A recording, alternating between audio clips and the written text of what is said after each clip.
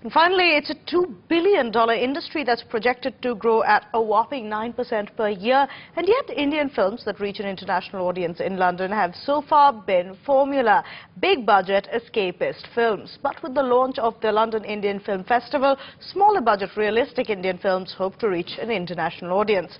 The festival launched with the screening of Love, Sex and Dhoka.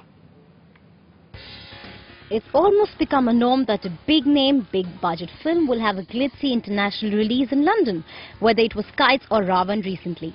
An important reason for that is the NRI audience has accounted for nearly 25 to 50% of revenues for successful films in the recent past, like Kabhi Alvida Na Kehna, Rang De Basanti, Lage Raho Munna Bhai.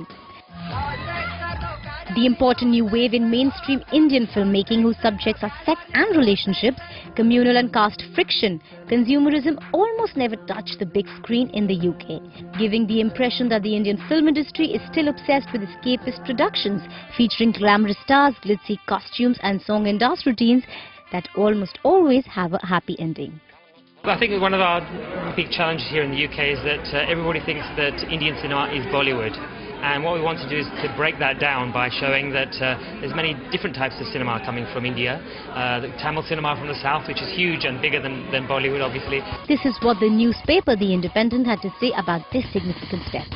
The organizers of the 5-day festival are determined to prove to an international audience that there is more to Indian cinema than sequin saris and high-octane songs. And there was no better way to start the festival than to begin with the wildly acclaimed Love, Sex and Dhoka.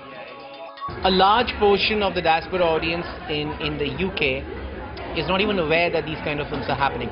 Of course, fortunately they are aware of Khosla Ghosla and Oila Ke because of the Punjabi connection. In fact, they are very well known, as I found out this time. But generally, no. That's precisely the reason why a festival like London Indian Film Festival is very timely. And the selection of films that I'm seeing in this festival is very encouraging. In Bollywood circles, the NRI audience is equivalent to the B-Center audience in India that likes the tried and tested love, action, drama, nostalgic about the country they've left behind. 10 to 20 years behind the contemporary reality of their homeland.